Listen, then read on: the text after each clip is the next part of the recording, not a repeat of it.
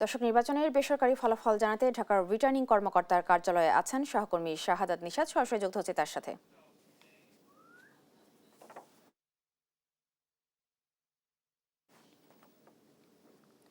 নিশাদ, আমরা আবারও আপনার কাছে নির্বাচনের ফলাফল সম্পর্কে জানতে চাই। আপনি তো ঢাকার রিটার্নিং কর্মকর্তার কার্যালয়ে আছেন, সেখানকার ফলাফলের কি অবস্থা এখন?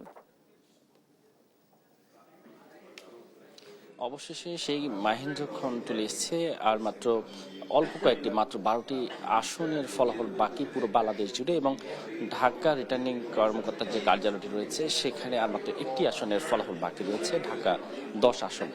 তারপরই এই ঢাকা রিটার্নিং কর্মকর্তালয় কার্যালয় যে আনুষ্ঠানিকভাবে যে ফলাফল ঘোষণার যে চ্যাপ্টার বা পাতা, সেটি কিন্তু শেষ হতে যাচ্ছে, এবং কিছুক্ষণের মধ্যে কিন্তু এই আসনটির ফলাফল চলে আসবে বলে আমাদেরকে জানানো হয়েছে রিটার্নিং কর্মকর্তার কার্যালয় থেকে। বাকি যে আসনগুলো রয়েছে সেখানেও কিন্তু ইতিমধ্যে আপনারা দেখেছেন সারা বাংলাদেশে 12টি আসন বাদে বাকি যেগুলো রয়েছে সেগুলোর ফলাফল চলে এসেছে। শুধুমাত্র 4টি আসনের ভোট স্থগিত করা হয়েছে, একটি তো অনেক আগেই করা হয়েছে, আর এখন বিভিন্ন জটিলতার কারণে, মামলা জটিলতার কারণে 3টি আসনের ভোট স্থগিত আছে। বিশেষ করে চট্টগ্রাম 4, 2 এবং শেরপুর 4 আসন, এই 3টি আসন পরে কিন্তু বাকি সবগুলো আসনে নির্বাচন হয়েছে, এবং সেই নির্বাচনীয় সারা গতকালকে একেবারে যে ভোট শুরুর সময় থেকে শেষ পর্যন্ত কিন্তু অনেক জল্পনা কল্পনা ছিল, অনেক কিছু ছিল, সেগুলো সমাপ্তি শেষে কিন্তু সেই নির্বাচন হয়েছে, এবং সাধারণ মানুষের স্বতঃস্ফূর্ত যে অংশগ্রহণ ছিল সেই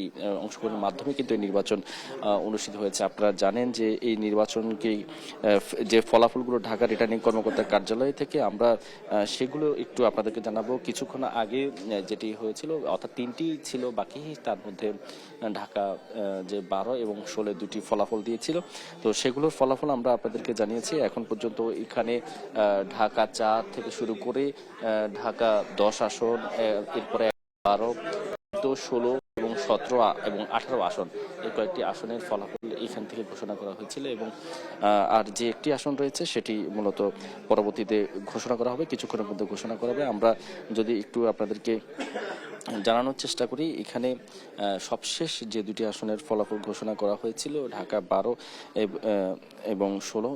ঢাকা 12তে আপনারা জানেন যে এখানে স্বতন্ত্র প্রার্থী যে সাইফুল আলম নীরব, এবং বিএনপির প্রার্থী সাইফুল হক, এবং বিএনপি প্রার্থী যিনি ছিলেন তিনি ছিলেন জোটের মনোনীত প্রার্থী, এবং যে জামাতের প্রার্থী যিনি ছিলেন সাইফুল আলম মিলন।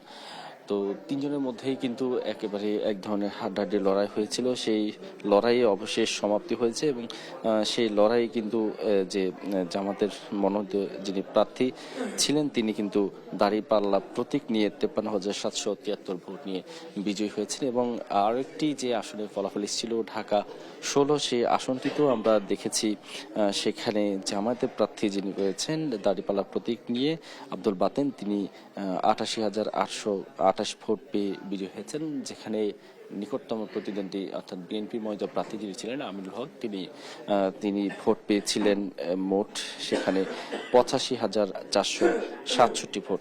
তো আসলে সেই লড়াইয়ের সমাপ্তি হয়েছে অবশেষে। এখন আসলে আর মাত্র একটি আসন ঢাকা জেলা রিটার্নিং কর্মকর্তার কার্যালয়, সেটি শেষ হলেই আর এখানে আর ফলাফলের কোনো পর্ব থাকবে না, এবং এরপরেই নির্বাচন কমিশন সারা বাংলাদেশের সকল ফলাফল সমন্বয় করে একটি আনুষ্ঠানিক ফলাফল ঘোষণা করবেন। তারপরে মূলত নতুন সরকার গঠন হবে, এবং আগামী যে বাংলাদেশের স্বপ্ন বাংলাদেশের মানুষ দেখেছিল সেই স্বপ্ন বাস্তবায়নে নতুন সরকার নতুনভাবে কাজ করবে, সেই প্রত্যাশা সাধারণ মানুষের থাকবে।